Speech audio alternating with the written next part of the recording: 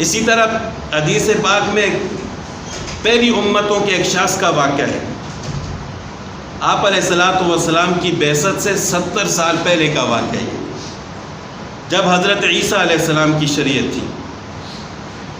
اس وقت ایک بادشاہ تھا یوسف ذو نواس، اس کا ایک جادوگر تھا۔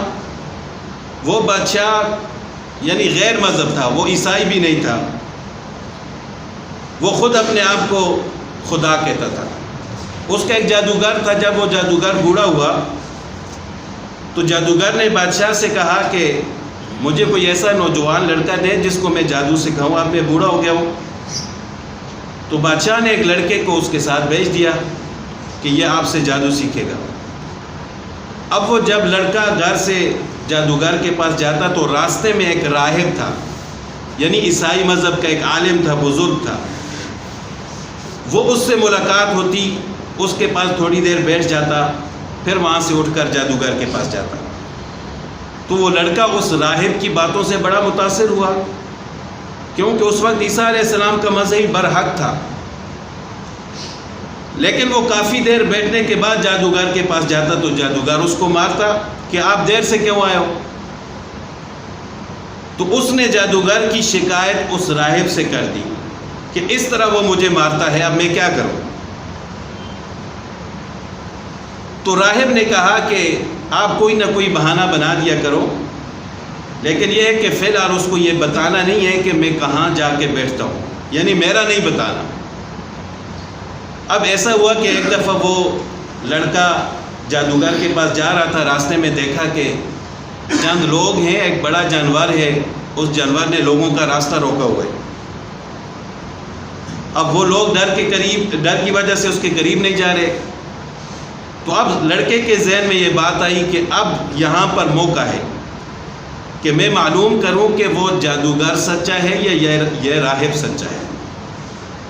تو اس نے پتھر اٹھایا اور پتھر پھینکتے وقت اس نے یہ دعا کی کہ یا اللہ، اگر اس راہب کا معاملہ اس جادوگر سے زیادہ آپ کو محبوب ہے، یعنی راہب اگر برحق ہے جادوگر سے، تو اس پتھر سے اس جانور کو ہلاک کر دے۔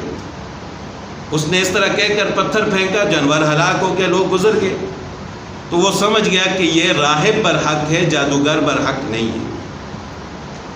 جب اس نے یہ سارا واقعہ اس راہب کو بتایا، اس نے کہا اب تو مجھ سے بھی آگے نکل گیا ہے، یعنی تیرا اتنا توکل اور یقین اللہ تعالیٰ کی ذات پر ہو گیا ہے کہ اب تو مجھ سے بھی آگے نکل گئے۔ پھر اللہ تعالیٰ نے اس کے ہاتھ پر کرامات ظاہر کی، وہ مادرزاد اندھوں کو بینائی، یعنی دعا کرتا اللہ تعالیٰ اس کو بینائی عطا فرماتے، اس طرح دوسری بیماروں کے لیے دعا کرتا۔ تو ایک دفعہ اسی بادشاہ کا ایک وزیر تھا جو نابینا تھا، اس کو پتہ چلا اس طرح ایک نوجوان لڑکا ہے، وہ دعا کرتا ہے، بینائی آ جاتی ہے۔ وہ بھی اس لڑکے کے پاس آ گیا۔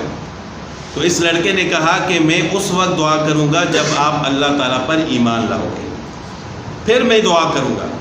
وہ ایمان لے آیا، اس کو بینائی چاہیے تھی، تو اس لڑکے نے دعا کی، اللہ تعالیٰ نے اس کو بینائی عطا فرما دی وزیر کو۔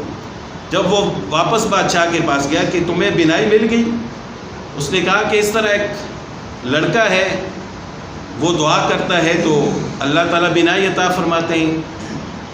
تو بادشاہ نے کہا کہ وہ کیسا لڑکا ہے؟ اس نے کہا وہ کہتا ہے کہ اللہ تعالیٰ پر ایمان لاؤ تو میں دعا کروں گا۔ بادشاہ کو غصہ آیا کہ میرے علاوہ تمہارا کوئی رب ہے؟ اس کو قید کرا دیا اور اس کو سزا دیتا رہا، یہاں تک کہ پھر اس وزیر نے اس لڑکے کا بھی بتا دیا، اس لڑکے کو بلایا گیا، اس کو بھی گرفتار کر دیا۔ پھر اس راہب کو بتایا گیا، اس کو بلایا، اس کو بھی گرفتار کر دیا۔ تو سب سے پہلے تو اس نے بادشاہ نے اس راہب کو قتل کروایا، اور قتل اس طرح کروایا کہ اس کو کھڑا کیا اور لوہے کے آرے سے اس کے سر سے اس طرح 2 ٹکڑے کر دیے، اور اپنے وزیر سے کہا کہ دیکھ لو اس کے انجام، میرے اوپر ایمان لاتے ہو ورنہ تمہارا بھی یہی حال ہوگا۔ لیکن وزیر جو ہے وہ اللہ تعالیٰ پر ایمان لا چکا تھا۔ اس نے کہا میرا اللہ بس اب ایک ہی ہے۔ اس نے کہا اس کے بھی 2 ٹکڑے کر دو، اس کے بھی 2 ٹکڑے کر دیے گئے۔ پھر اس لڑکے کے بارے میں بادشاہ نے کہا اپنی ایک جماعت اس کے ساتھ بھیجی، لشکر بھیجا کہ اس کو پہاڑ کی چوٹی پر لے کر جاؤ یہ کوئی قصہ کہانی نہیں ہے، مسلم شریف کی روایت ہے کہ اس کو پہاڑ کی چوٹی پر لے کر جاؤ، وہاں سے اس کو نیچے گراؤ، اگر یہ میرے اوپر ایمان نہیں لاتا تو اس کو وہاں سے نیچے گراؤ تاکہ مر جائے۔ تو اس کی ایک جماعت تھی، اس کے چہرے تھے، اس کو لے کر گئے لڑکے کو پہاڑ کی چوٹی پر، وہاں پر جا کر اس سے کہا کہ آپ اللہ تعالیٰ کو چھوڑتے ہو، بادشاہ پر ایمان لاتے ہو، نہیں تو ورنہ ہم آپ کو گراتے ہیں۔ اس لڑکے نے اللہ تعالیٰ سے دعا کی کہ یا اللہ تو جس طرح چاہتا ہے میرے لیے ان کو کافی ہو جا، یعنی میری مدد فرما۔ اچانک پہاڑ لرزا اور سارے گر کر تباہ ہو گیا، اللہ تعالیٰ نے اس لڑکے کو بچا دیا۔ لیکن پھر وہ چل کر اسی بادشاہ کے پاس آیا، بادشاہ نے پوچھا وہ لوگ کدھر گئے؟ اس نے کہا وہ تو سارے مر گئے، اللہ تعالیٰ نے مجھے بچا دیا۔ اس نے پھر ایک لشکر بھیجا کہ اس کو سمندر میں لے کر جاؤ، جب سمندر کے بالکل درمیان میں چلے جاؤ اس کو کشتی سے نیچے پھینک دو اگر یہ میرے اوپر ایمان نہیں لاتا۔ پھر اس طرح ایک لشکر اس کے ساتھ گیا سمندر میں، جب سمندر کے درمیان میں گیا اس نے کہا اللہ تعالیٰ کا انکار کرتے ہو یا نہیں؟ نہیں تو ہم آپ کو نیچے پھینکتے۔ اس نے پھر اللہ تعالیٰ سے دعا کی کہ یا اللہ جس طرح تو چاہتا ہے میری مدد فرما۔ اچانک وہ کشتی پھٹی، سارے تباہ ہو گئے، اللہ تعالیٰ نے اس کو بچا دیا۔ اللہ تعالیٰ کی قدرت ہے، ورنہ وہ بھی غرق ہو سکتا تھا، لیکن اللہ تعالیٰ نے اس کو بچا دیا۔ پھر بادشاہ کے پاس آیا، بادشاہ بھی بڑا حیران ہوا، لیکن اس لڑکے نے کہا کہ میں آپ کو ایک تدبیر بتاتا ہوں، طریقہ بتاتا ہوں، اس طرح اگر آپ عمل کرو تو آپ مجھے قتل کر لو گے ورنہ نہیں۔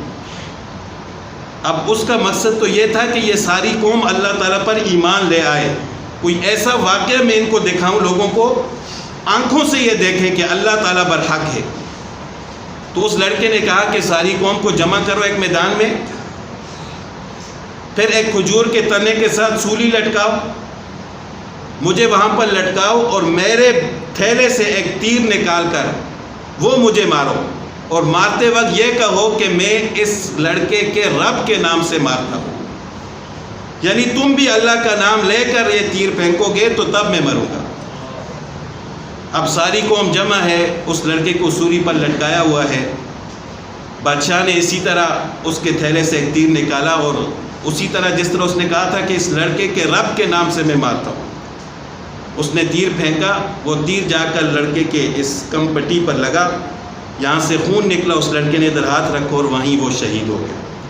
لیکن یہ واقعہ دیکھ کر ساری قوم ایمان لے آئی اللہ تعالیٰ کی ذات پر، کہ یہ بادشاہ بھی کچھ نہ کر سکا جب تک اس نے اللہ کا نام نہیں لیا، اور اللہ کا نام لے کر اس نے تیر مارا ہے تو تب یہ لڑکا شہید ہوا۔